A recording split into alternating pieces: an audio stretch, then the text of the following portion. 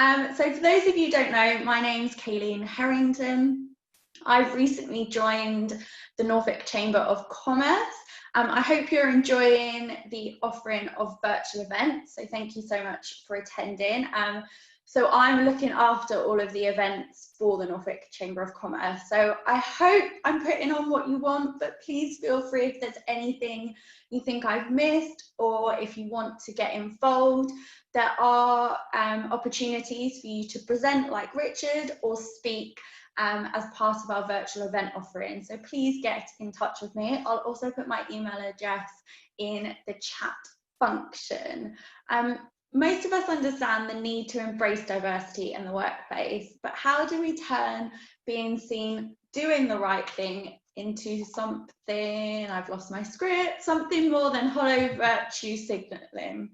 How do we bring about the genuine change that creates a clear business advantage by truly valuing the contribution of all stakeholders? In the 60-minute webinar, Richard Ross, Director of Chadwicks, looks at how the different experiences and attitudes of a cognitively diverse team can create real benefits for businesses, colleagues, and wider stakeholders. It will consider different management styles and how these impact on the ability to realise the potential of a truly inclusive culture. Looking at the extent they encourage the free flow of perhaps conflicting opinions and ideas. You're welcome to ask him questions during the presentation. There'll also be a live Q&A afterwards, so please use the Q&A function when you have a question. I'm so sorry, I just can't talk this morning. So without further ado, I'll hand you over to Richard, who will probably talk a lot better than I just did. So apologies, Richard, for not doing your wording justice. No guarantees on talking better, but I can certainly talk anyway. So my name's Richard Ross. I'm a Chartered Wealth Manager and a Director at Chadwicks. So what's Chadwicks doing talking about diversity? We're wealth managers. What's it got to do with us? Well, we specialise in helping businesses, and I think if you're advising businesses, you need to understand not just about their investments, not just about their pensions, but also about their business. You need to really feel and understand the challenges they're facing. And one of the things I'm proud about Chadwicks is that we're a learning organisation, and everyone in the business gets an opportunity a day a week when they can spend time to find out stuff for themselves. And it is about stuff, it's about finding out more and more stuff. And over the years, we've found out stuff that we found as interesting and we think would be useful to businesses. And we put it together for a presentation like the one you're about to see. And we've run what we've called masterclasses. And we run these masterclasses typically once a month. And we've been really helpful at the way that they've been working. And so when we're looking after businesses, we try and help people create a profitable business, and we try and support that. We then help people move from being a business owner to what we call Life 2.0, the next stage. We don't like to talk about retirement, but we help people make the transition. Then the final bit is we help them look after their money. I'm very lucky. I've got a great team of well-qualified economics graduates who look after people's money. So that's the end of the Chadwicks advert, the end of putting it into context, hopefully. Let's have a look and see about why diversity is important, why we need to think about diversity, and maybe, hopefully, at the end of this, you'll get one or two ideas about looking at things slightly differently. And that's all we're trying to do. We're just trying to give new perspective to things which, just if you can walk away and you've learned something new, something interesting, then we've achieved our objective. So without further ado, let's go on with the presentation. Oh, having said without further ado, it does take about 3 or 4 seconds to share my screen. So there will be some further ado, but not much.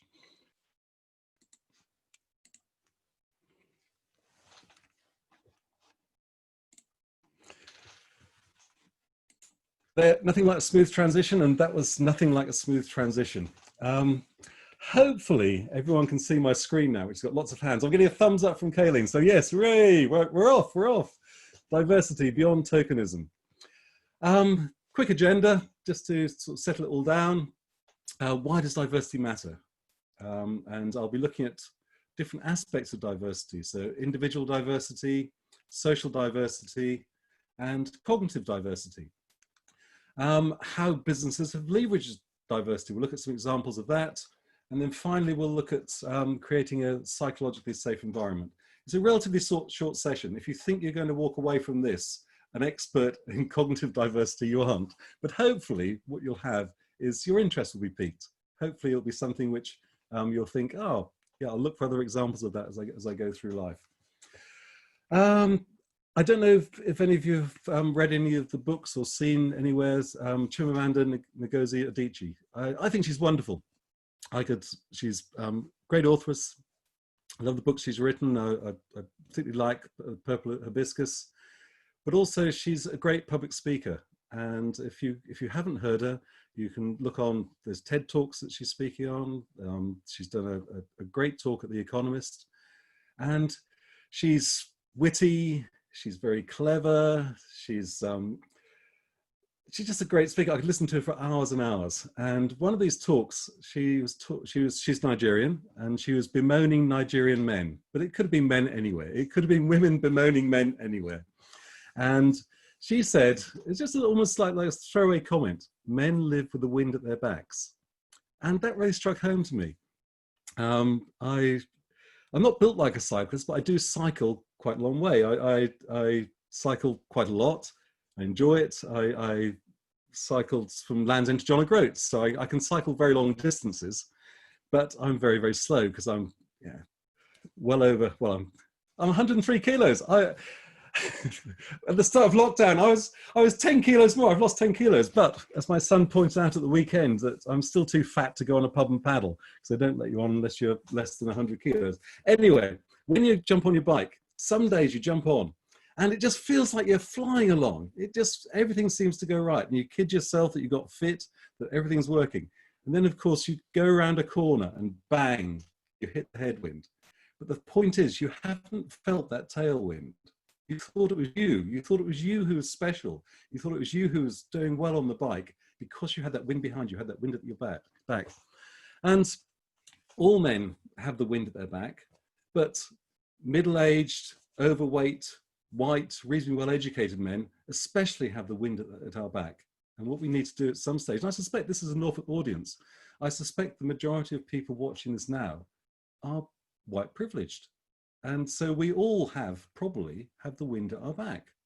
And sometimes we need to just sort of think that actually, let's reorientate ourselves slightly and just turn ourselves and feel some of the wind, so what it feels like not to have the wind at your back. And that's really quite difficult to do that because you don't feel privilege, you don't feel difference until you can reorientate yourself.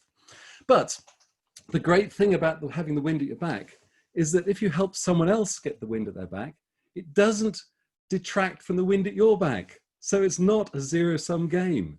If someone else has some wind as well, it doesn't take the wind from you. In fact, what I hope to show you today is that by sharing, having more wind at everyone's back, we're all better off. And that's the great thing about this. It's a win-win.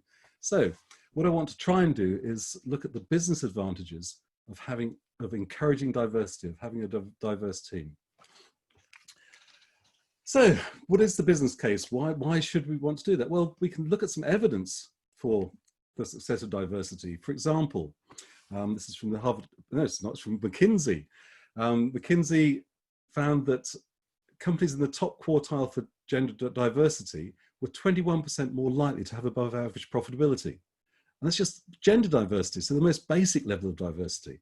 If you then extend that to ethnic and cultural diversity, those same top quartile companies, or companies that fell in the top quartile there, were a third more likely to outperform on profitability than those in the fourth quartile.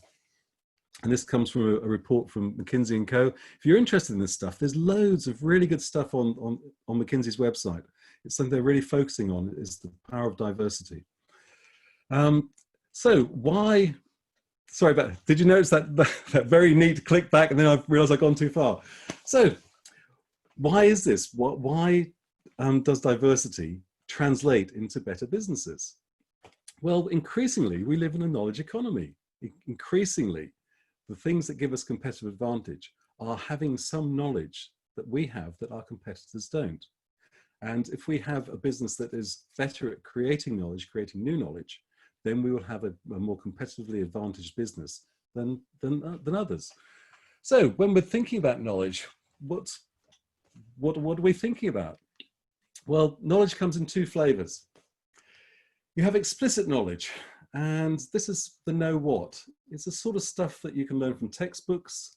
It's the sort of stuff that you get on training courses. It's measurable.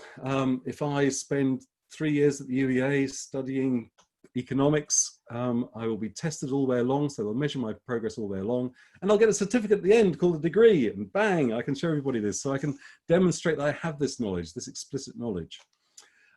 It's easily gained. Anybody who's prepared to put the work in can gain it. And more importantly, your competitors can gain it. So if you have explicit knowledge that's codified, then your competitors can quite easily gain it. And also it's easily shared. So it's great. We all need that foundation of explicit knowledge. But that's not where the real competitive advantage sits. And that's not really where the real value of knowledge sits. That's a sort of almost a hygiene factor. You have to have that explicit knowledge. The bit which gives us competitive advantage is the tacit knowledge. This is the know-how. This is the knowledge which we don't even realize we've got. It's knowledge that takes time to acquire. It's knowledge that's much harder to share. And it's typically knowledge which is shared through informal knowledge networks. You know, there's things where you go to an event and actually you learn more by chatting with people during the breaks rather than you learned at the event. And it's that sort of networking effect that gives you the real knowledge. The formal presentations in the event will give you explicit knowledge.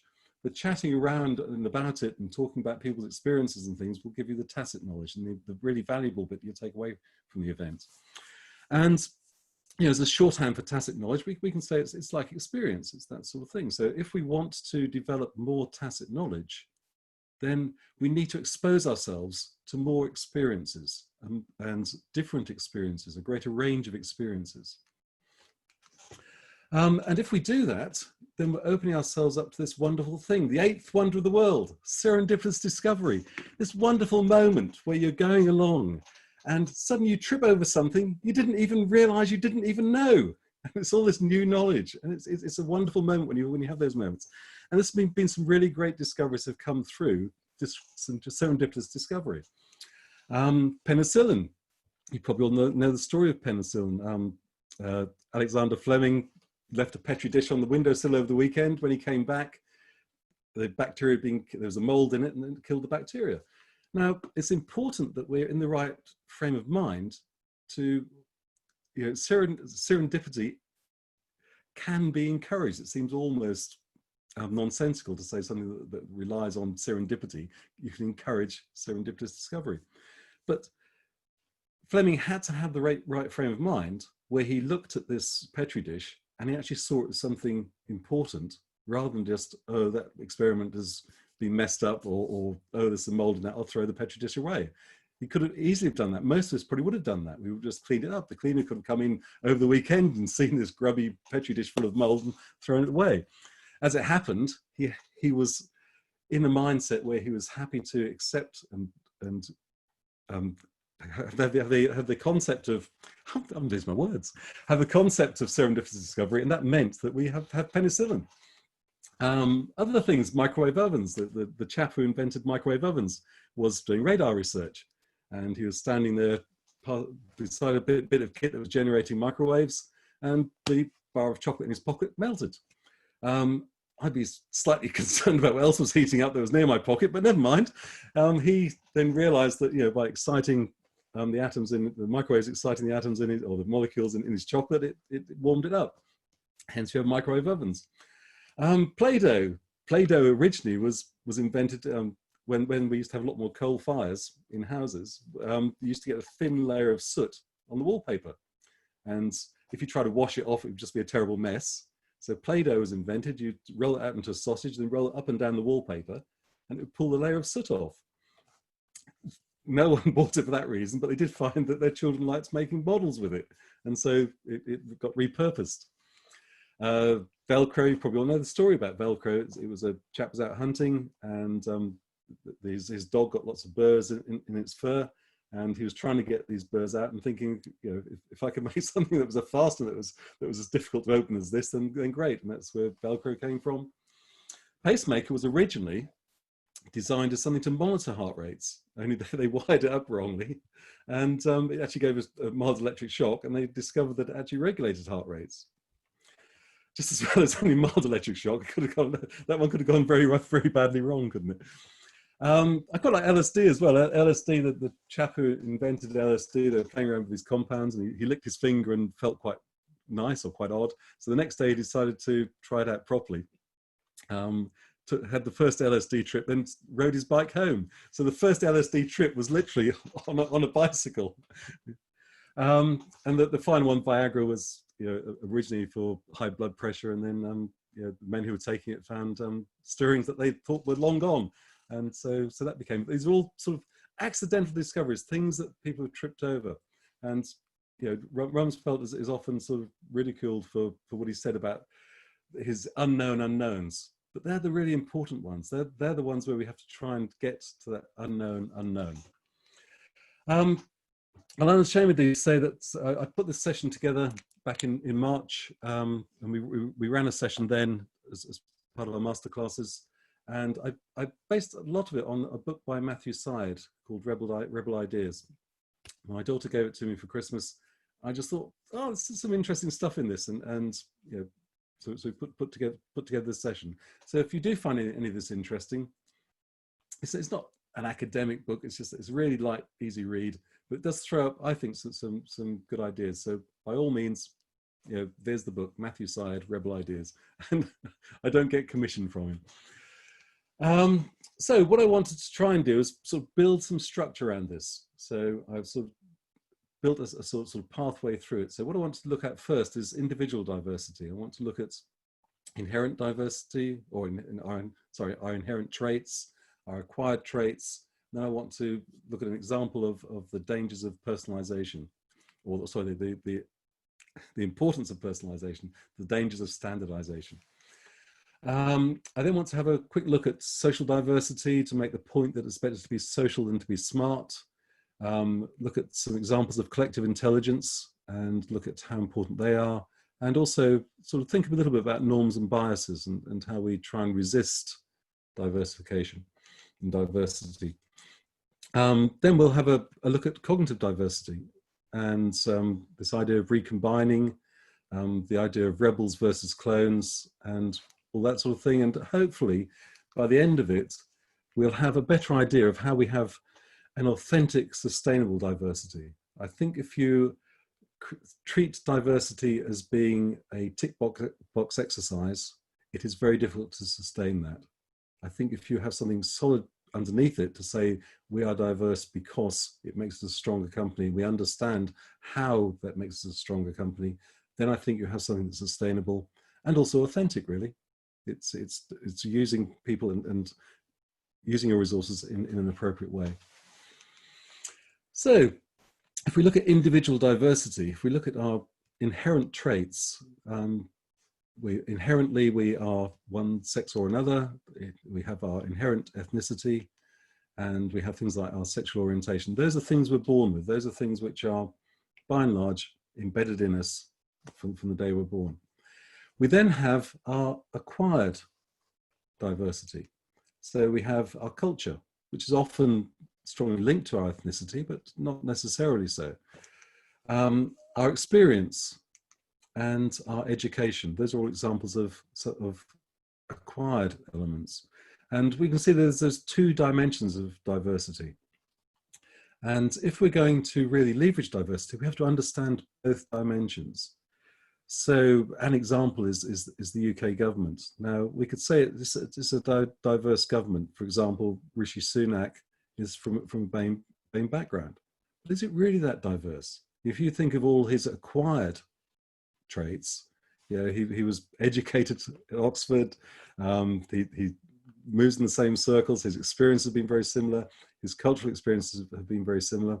So we have to really have these two dimensions of diversity. We need to look at both dimensions, not just one or the other.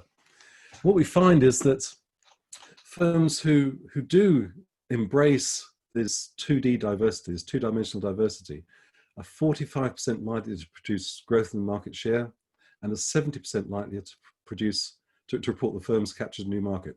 Well, especially that second one, we can understand that, because if we've got lots of diverse ideas coming in, we'll be more open to understanding what new markets need. We'll be more open to developing new products and things, because we'll have so many more ideas coming through.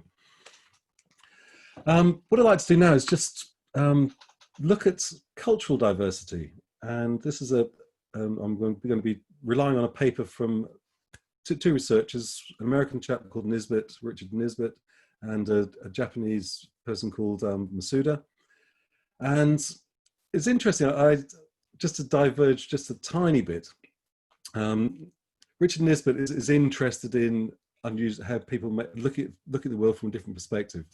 And when I was looking at this paper, I sort of read the paper and I thought it sort of got me interested. So I had a look for a lecture from Nisbet, and I found this lecture, and I was only just going to flick through it to find some more examples of this paper, so I get some more sort of stuff around it. I mean, it was just intriguing. And one of the things one of the ideas he put forward was, how do you design a safer car? And so first of all, we have to define what's a safer car. And so if we say, well, a safer car is, we could say that if our car was involved in fewer serious accidents, or the least serious accidents, then we could say that it is the safest car. And that seemed a reasonable premise to go forward on. So how do you design a car that's going to be involved in fewer accidents? Well, the first thing is, you don't go to your engineers, you go to your marketing department, because what part of the car causes the most accidents? It's nothing to do with the mechanics. These days, cars are pretty safe as far as mechanics are concerned. The thing which makes the difference is whoever you put behind the wheel. And so rather than designing a car that is engineeringly safer, what you do is you design a car that is attractive to more safe drivers. So you get your marketing department in, and you say, how do we sell more of these cars to safe drivers? And so you finish up with the Volvo. Anyway, back to the thing. So just think, when you look at this picture, just sort of say to yourself, what do you see in the picture? And when this picture was shown, it's part of a short video, but this video was shown to subjects in the US and subjects in Japan. When they asked the US subjects, overwhelmingly, they highlighted the fish.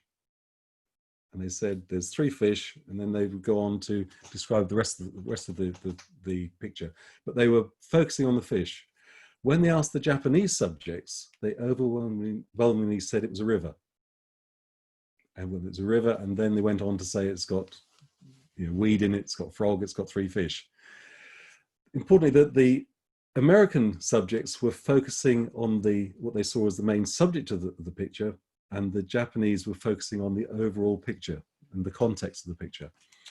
They further asked, they told a short story to some American and Japanese children, and they asked them just to illustrate the story. And it was a story about a man with a house.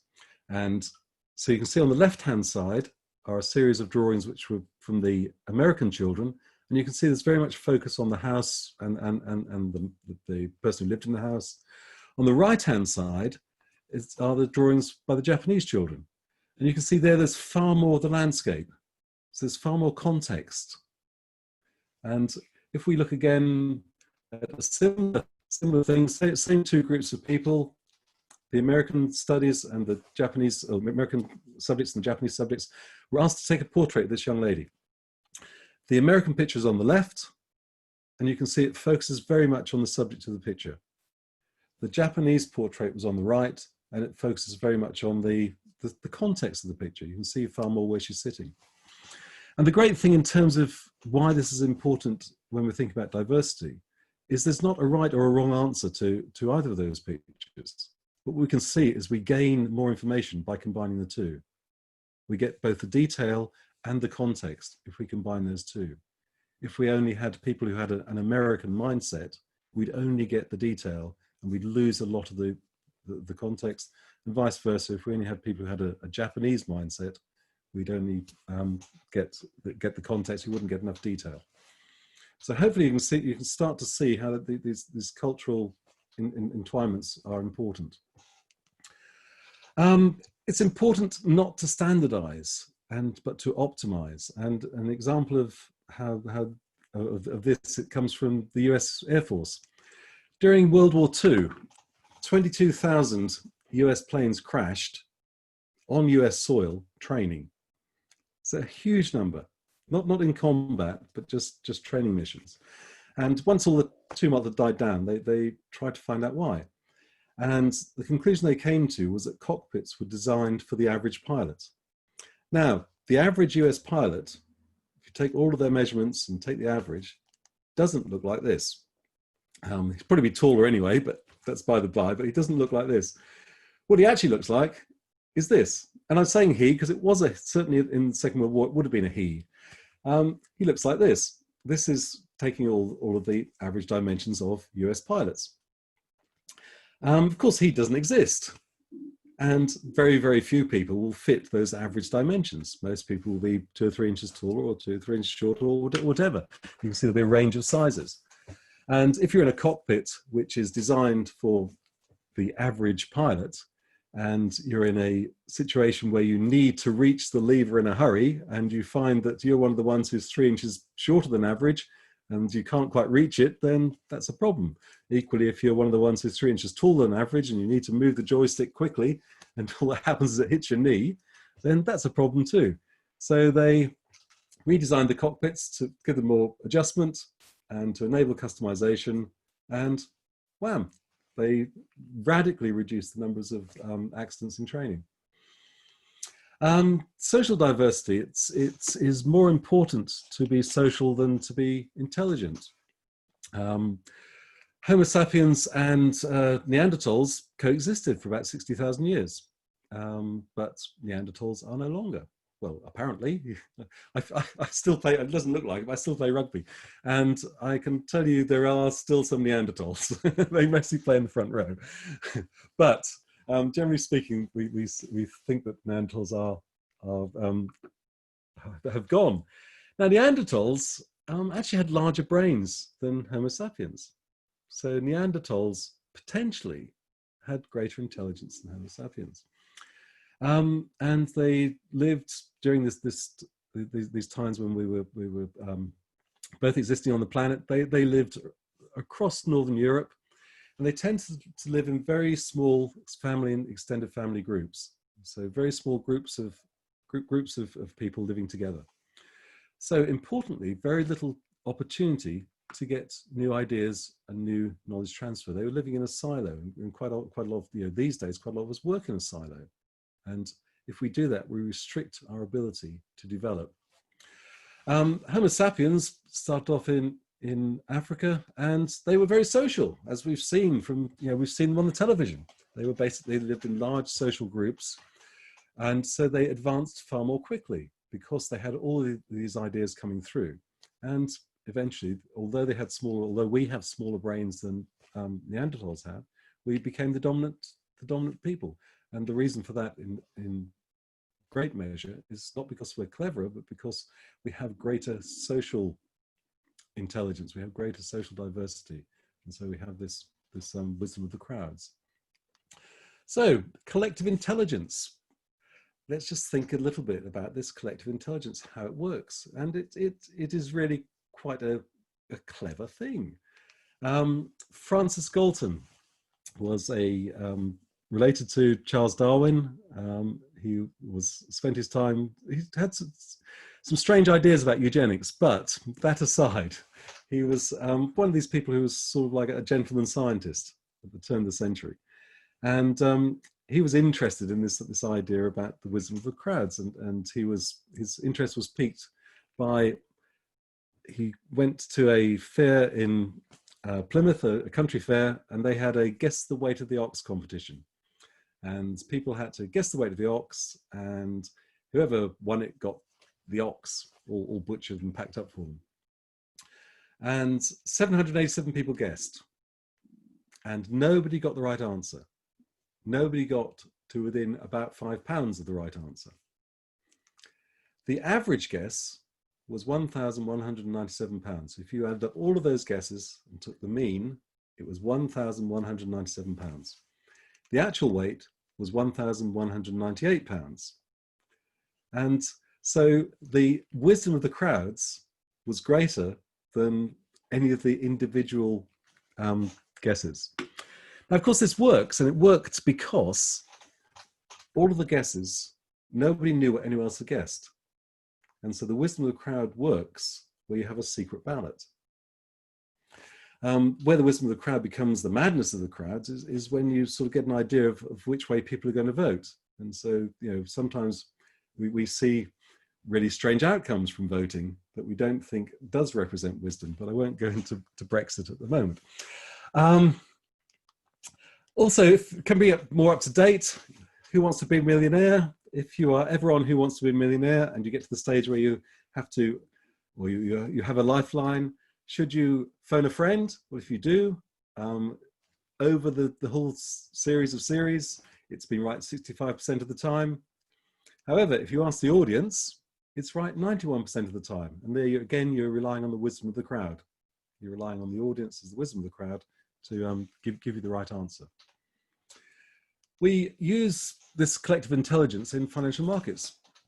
The way that we invest is by relying on collective intelligence. If you think that what's happening in stock markets is people are every day making decisions on how much a stock is worth. Now, I can either sit in Norwich and think, oh, I know better than all those other people. I can take a stab at what that stock's worth, and I think it's a good buy or a bad buy. But if we think back to the ox example, that's really quite hubristic. What is more likely is that even if nobody knows what that stock is worth, if we get the combined opinions of many tens of thousands of people as to what a stock is worth, then it's likely to be somewhere close to the real answer. And that's something called the efficient market hypothesis. And it suggests that active management is unlikely to be a sustainable way of managing your money. You're better just to simply take the market value and go with the wisdom of the crowds. But what I want to look at here as an example is something that happened in 1986, the Challenger disaster. I was thinking we could all remember this, but I'm guessing because I'm quite old, I can remember it like yesterday, but some of you guys weren't even been born when this happened. But anyway, so what happened was shortly after takeoff, the space shuttle Challenger blew up, and unfortunately everyone was killed. There were four main contractors for building that space shuttle, four main people who could have been to blame for it. This was Rockwell, Lockheed, Martin Marietta, and I don't know how to spell the second part of Morgan Tearcol. How to pronounce the second part of Morton Tearcol. I think it might be Tearcol, but I'm going to call it MT, just in case I got the pronunciation wrong. And MT, and within 20 minutes of the disaster, Rockwell's stock had dropped 6%, Lockheed's 5%, Martin Marietta's 3%, and MT's trading has suspended. By the end of the day, Rockwell's has dropped 3%, Lockheed 3%, Martin Marietta's 3%, and MT's was down 12%. Now, this was before any investigation started. All that happened was that everyone had seen on their TV screen a big explosion. There was no way anybody could have known who was to blame for that disaster. Months later, what they found was one of the O-rings that was sealing some of the oxygen tanks had ruptured, and that let oxygen out, which then combusted and then caused the explosion. And those O-rings were made by, MT, Morton Tearcol. So the wisdom of the crowds, this collective intelligence, had already predicted and already the outcome of the investigation within 20 minutes of the disaster. So when we're thinking about creating a more diverse environment, we need to be really conscious of our own norms and biases. We have these really strong sort of psychological traits. We tend to conform to social norms, and we pick up on these very quickly, really quite tiny signals that we'll pick up on. We're herd animals. We don't like being different. We like to jump on a bandwagon. If we see a bandwagon, it's really difficult to not to jump on it. At the moment, the current bandwagon in investment markets is gold. People seem to ignore the fact entirely that up till 2 weeks ago, gold was still trading at a lower price than it was in 2011. But they see this thing, the millennial thing, FOMO, fear of missing out. It's really, really difficult. That fear of missing out is real and visceral. We need to be part of that herd. We need to jump in. We can't afford to miss out on anything. And of course, when we jump in onto the bandwagon, there's lots of other people there. So we have this thing called confirmation bias, and we're reassured by the fact that there's lots of people on the bandwagon. We respect people who reflect our views. If someone says something that we already know or we agree with, then he's a clever chap.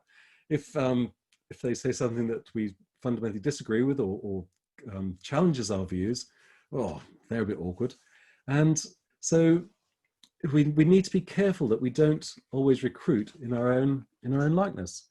We're influenced by people who are like us. There's been some really great work just using this bias. In Zimbabwe, they had real problems with HIV and AIDS, and they wanted to encourage women to indulge in or take more of the lead in safe sex. And so the way they wanted to get those messages out was they decided to train hairdressers to give the safe sex messages. Now, hairdressers are people who are socially and culturally very similar to their clients, and there's a degree of trust there. And so by letting hairdressers give out those safe sex messages, it was a very successful campaign, because we're influenced by people who are like us. We're more likely to take something as being true if it's given by someone who looks like us and thinks like us. And we also assume that diversity will create conflict, that people like us will fit in. Diversity, if you have a diverse team, you almost certainly have a sparkier team, but that's a great thing. You're getting more ideas, and that's what you're trying to do. You're not trying to get the same old. We're trying to get new ideas. And so, yes, we will have times when it will get sparkier, but embrace that. That's what we're trying to achieve. What we don't want to do is have an emperor's new clothes situation where, here we had an entire town. The social norm was, and we were complying with, going with the herd, all of those sorts of things where people were, everyone could see you as starkers, but no one would dare say it because the social norm was no one says that the emperor's got nothing on. Apart from one lad who didn't pick up the social cues. It wasn't mature enough to understand those social norms. And he just said it as it was, and what we need in every organization is someone who feels comfortable enough, who feels psychologically safe enough to point and say, "Oi, the emperor's got no clothes. This is rubbish." We need people who can do that and have the confidence to do that. The other thing we need to think about when we're looking at this stuff is something called recombining. And if we look at the various elements of a business, we have our people, our networks, our culture, our process, our structure. And one of the things certainly we do when we work in businesses is we look at something called the resource-based view, where we look at what resources they've got, what resources are rare and valuable, and are there ways that we can recombine these? We can put them in different ways, we can use them in different ways to create something new and valuable. And an example of this is Westland helicopters. After the end of the Cold War, there was a complete collapse in demand for bespoke military helicopters. They used to build helicopters one at a time, and they would be very specific for a specific purpose. And so what they did is they looked at the processes they had, and they looked at these rare and valuable processes, and they had two which were interesting to them. One was their software development process. The other was what they call their Barbie doll process. And the Barbie doll process was where you have a naked Barbie doll, and then you have a whole range of different costumes you can get your Barbie doll. They could have called it an Action Man process, but still they called it a Barbie doll process. And what they did is they combined those two processes so they could then create a production line where they built batches of hundreds of Barbie doll helicopters. In other words, just the basic helicopter, which could then be customized. And you then get your Barbie doll costumes and things for it. And their software development meant that they could react very quickly to being able to customize these helicopters. What it also did is it also focused them on reviving this latent recombinant, which is basically a culture of making do. When companies are small and when they're growing fast, we all have to, it's all hands to the pumps. You all have to do whatever's necessary. as companies get larger, then a lot of that gets lost. And everyone thinks that everything has to be, everyone has a specific role, and that some of that making do gets lost in the process. And what this did, importantly, it took Westland back to the point of really, let's make sure we really have to spend things. Let's see if there's something we can't just reuse to make, to make it work. So if we're going to develop a strategic approach to diversity, we need to learn to detect knowledge and behaviors that are different from the norm, but importantly, they have to be valuable to the organization as well. You don't want just people who, I'm mad me, that type of person, because if someone tells you they're mad, firstly they aren't, and secondly, you probably don't really want them in your organization. But we do want people who will challenge the norm. We do want people who have different views on things. We need to discover what it means to integrate differences beyond people's tendencies to exclude them. We looked at norms a moment ago, and our norm is really to like people like us. And so we need to be able to address and challenge those norms to be able to get the benefit of diversity. We need to look for emerging intelligence and new ways of meeting challenges. So we need to give people an environment where that emerging intelligence can become visible. And we need to build the team's capacity to deal with change and to interact with its environment. So again, we need to give people the confidence to be able to indulge in that change. And importantly, strategic thinking isn't about just simply, it's not simply supporting the status quo, it's about meeting tomorrow's challenges. And that's what we need to do. We need to build a team that's going to meet tomorrow's challenges rather than just trying to take us beyond the status quo. So if we look at strategically cognitively diverse teams, if we look at cognitively similar teams, we might look at places like the UK government, where people think in a very similar way. They've come from a very similar background. They have, we know they have similar political views because the way the UK government works is it chooses people from a particular political persuasion. We can also think of things like the CIA. One of the reasons given for the failing of the CIA to predict or to warn about 9/11 is that they didn't pick up any of the signals that Osama bin Laden was sending. They didn't, the cultural, the subtle signals, and they thought that he was just some primitive based the other side of the world. They didn't realize that actually a lot of the symbolism he was using was going back to Muhammad and things like that. And so if they'd understood that, if they had a more culturally diverse people working within the CIA, they would have probably picked up on those signals more quickly. Interestingly, what the UK government's doing is, I don't know if any of you have actually read any of Dominic Cummings's blogs, and one of his blogs is this thing where he's putting out a call for weirdos and misfits. It is a list of jobs they want to fill in government. And I think the only thing which made me smile a bit is he's looking for people who are different, looking for diversity. But he says, we've already got one chap like this, we want to get another one. And so they're sort of countered entirely the idea of this diversity thing. But anyway, so what we're seeing is that the UK government is starting to realize this need to have cognitive diversity. We also can see randomly cognitively diverse teams. And with those, what we can see from this diagram is two things. One is that if we say that the overall box represents that which is useful to our business, and that cognitive diversity that's useful to our business, anything that's outside the box is not of any use to our business. So we can see that if we just have randomly cognitively diverse people, then there's going to be lots of gaps. There's a lot of space in that box that isn't filled with circles, but also there's going to be quite a lot of stuff happening that's no good to the business at all. If we can have curated cognitive diversity, in other words, if we can look for specific traits in people to get a curated cognitive diverse team, then we can get to this sort of Goldilocks moment where everything fits in nicely. Everyone is cognitively diverse. Look, there's very few gaps within the team, and everything that people are doing is focused on the business. So how do we manage those sorts of cognitively diverse teams?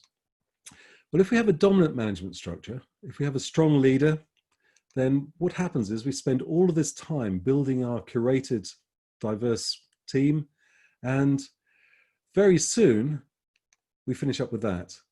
We don't have a cognitively diverse team at all. What we have is a team that wants to please the leader and wants to please this dominant leader. If we have a different management style, and the literature calls it prestige, I prefer to call it trust or respect. I think prestige sounds a bit American. But if we have something that's based on mutual trust, and when we're looking at, one of my areas of interest is in knowledge sharing and knowledge creation, when we're looking at typologies that create an environment that's more likely to generate new knowledge, then a trust-based typology works very well. And trust-based is where everyone sort of understands people's strengths and weaknesses. And so the team will fill in those gaps. If we have that sort of typology, then, and we can build into that a degree of psychological safety. And that psychological safety is the key. It is the ability to speak without fear. And if we have a quick, I'm aware that I'm rapidly running out of time because I ramble on too much. So I'll whiz through these last 2 or 3 because I think they're quite important. So if we then look at the advantages of having teams that are both cognitively diverse and psychologically safe, this 4x4, or sorry, 2x2, if you look at the top right-hand one, the generative bit, that is where you have high psychological safety and high cognitive diversity. And they're all the things that we'd want from a team. Yeah, they're curious. That's curiosity is key to developing new products, to developing new ideas. They're forceful. We want people who are confident, people who are prepared to stand their ground. They're encouraging, which is key to a team. They're inquiring, experimental, and nurturing. So all of those are attributes that you'd want to have in a team. All of those are attributes which are going to make your team more functional. If we look at the bottom left, which is the low cognitive diversity, low psychological safety, then we see that people are cautious, they're conforming, the environment is controlling, they're looking for someone to direct them, it's a very hierarchical sort of feeling, and everyone is resisting to change. That's the death knell for any business. You can't have that sort of culture in your business if you want to move forward. So how do we increase psychological safety? Well, this looks at ways that we can interact with people to help improve that psychological safety. So if there is conflict in a team, first of all, we approach that conflict as a collaborator, not an adversary. No one likes losing. That is across the board. We always feel the pain of loss far greater than we feel the joy of a win. So treat everyone as a collaborator. Look for the win-win. The whole theme behind this is that if we work closer together, if we have more diverse teams, it's a win-win. You don't have to have something where it's a zero-sum game. Speak human to human. Empathize with the people you're working with. Don't stand behind a suit or a clipboard or anything, but empathize with them. Sit beside people rather than opposite them. All that sort of thing. Anticipate reactions and plan counter moves. Now that sounds almost a bit as if it's a bit Machiavellian, but the point here is you want to get emotions out of it. So if you can think and put yourself in the shoes of the person you're dealing with, and if you can think in advance of what their objections might be, and you can train yourself and think about ways that you can approach those objections in a way that isn't blaming, but it's actually curiosity. So not, you shouldn't have done that, but that's interesting. Tell me why you made that decision. It's entirely different. It's two different approaches. And if you can have that thing where you're replacing blame with curiosity, you may well find that your initial assumption that the reason they did it wasn't actually as you thought, to sort of annoy you, but I was thinking something else to say there, annoy you, but it was actually, they had the best of intent, it was a good idea, it just didn't work. Ask for feedback on your delivery. So find out, you think you've done a great job, find out if they felt as comfortable about it as you. And finally, look at ways of measuring psychological safety. They can do this with surveys and things, great. And everyone's going to say, yeah, we feel psychologically safe, but you can do it in different ways. You can analyze how many times, how frequently people engage in conversation in meetings, how many times they bring ideas to meetings, that sort of thing. So more subtle ways of measuring psychological safety. And I'll just more or less finish on, you'll be pleased to know because we're running out of time, I'll finish on how Google runs psychologically safe meetings. And Google's employees think that psychological safety is the most important factor in the success of their teams.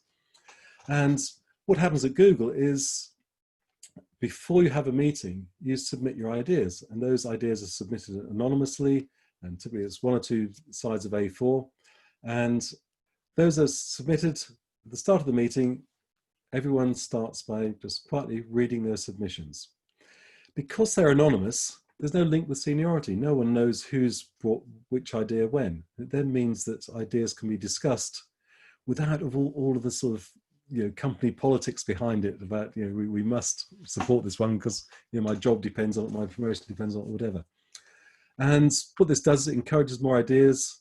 And of course, once you get this, it becomes a sort of, once it starts to roll, it gets some momentum, and more ideas, it encourages more people to have more ideas, and then you get this really strong buzz of ideas flying around, which is what we're trying to achieve.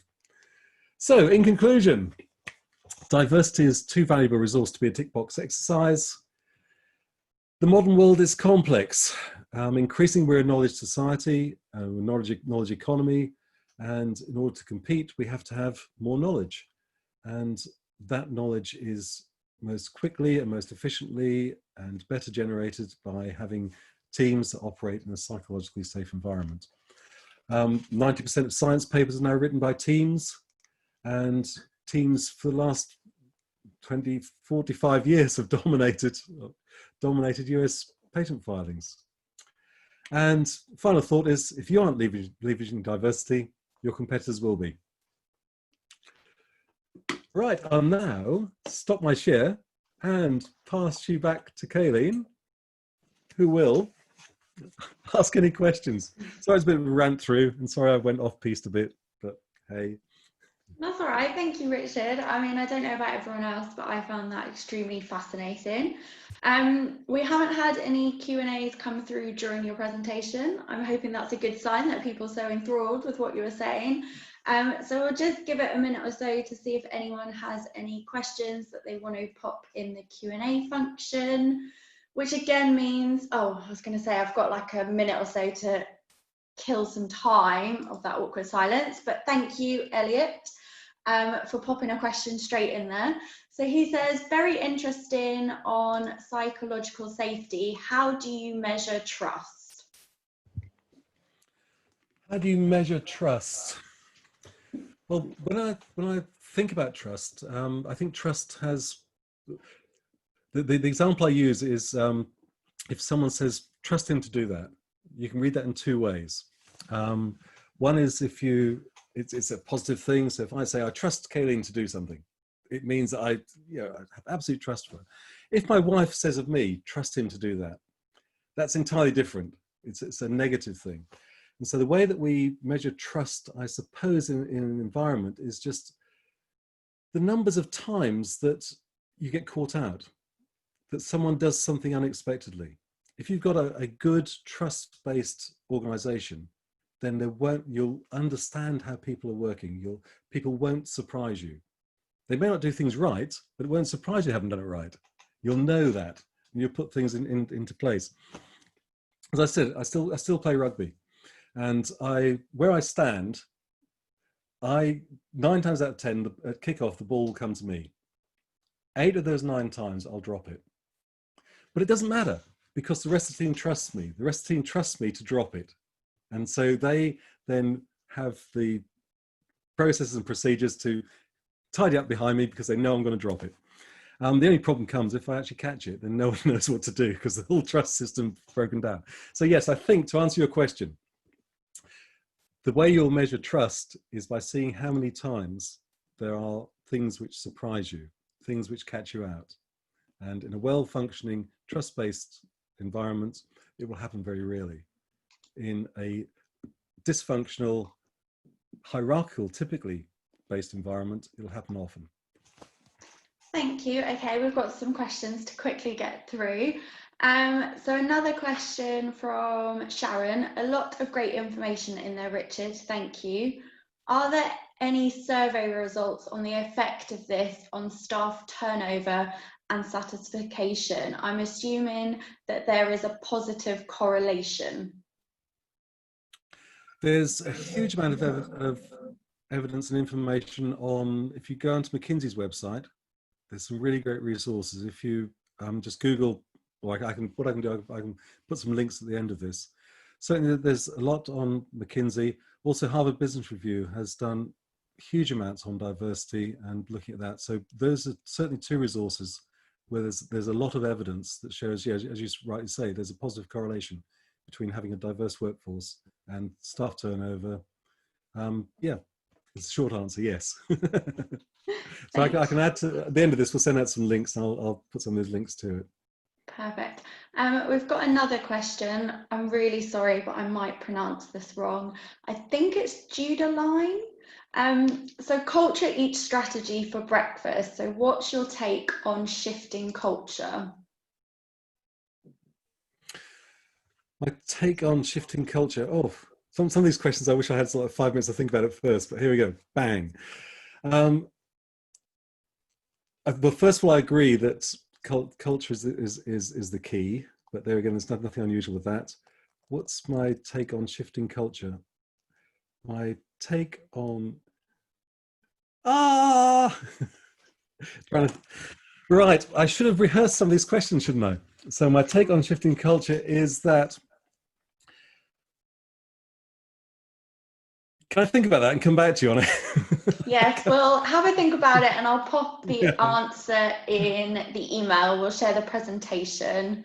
So we'll come back to that one. Well done, I'm Jude. conscious that obviously it's 1 minute to 11, but we still have 3 questions. So I feel like we should answer that, but we completely appreciate if people need to leave, that's no problem whatsoever. Again, Richard, if any of these questions you want to think about them and come back, then let me know. It's not a problem. So we've got another question here from Elliot saying, do you consider extroversion and introversion a diversity measure? Yeah, I do. I think it's part of that cognitive diversity.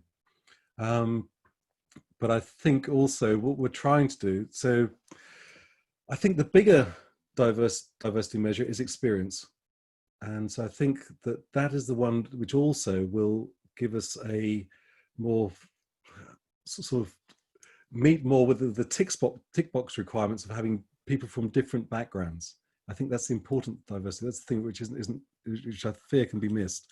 I think the problem with things like psychometric testing to get a balanced team is it is only one dimensional. And what we're keen to do is look at this 2-dimensional diversity. And I think the key that brings that in is this experience thing. And if you're born a man or a woman, you're going to have fundamentally different experiences of life. If you're born black or white, you're going to have fundamentally different experiences. If you're born in Norfolk or Suffolk, you're going to have slightly different experiences. But so I think, yes, those fundamental psychological traits, are we more introvert, are we more extrovert, are important. But I think that experience is more important. And I think the reason why it's more important, or why I have to have more focus on it, is it has been, I think, sidelined and usurped by psychometric testing to build balanced teams. And I don't think that sort of testing takes into account this wider diversity. There's a cat amongst the pigeons for all you psychometric testers. Thank you. So Elliot says, good point, and I incredibly agree. Be brave enough to bring in people with less experience. I guess with that as well, experience can be learned. Well, attributes or I guess common sense can't always.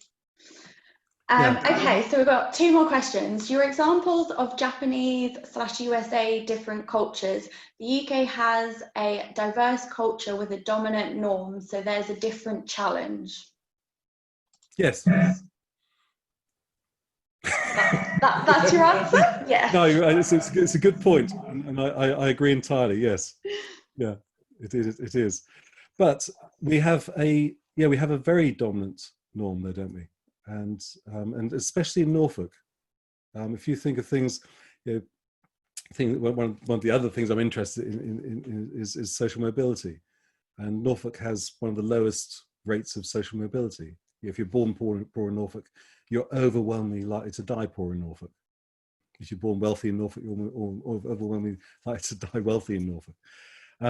And so I think, yes, I agree entirely with your point. I think if we're going to focus specifically down in Norfolk, I think there is an overwhelmingly dominant norm. And I think that probably people in this area we need to really focus more on diversity.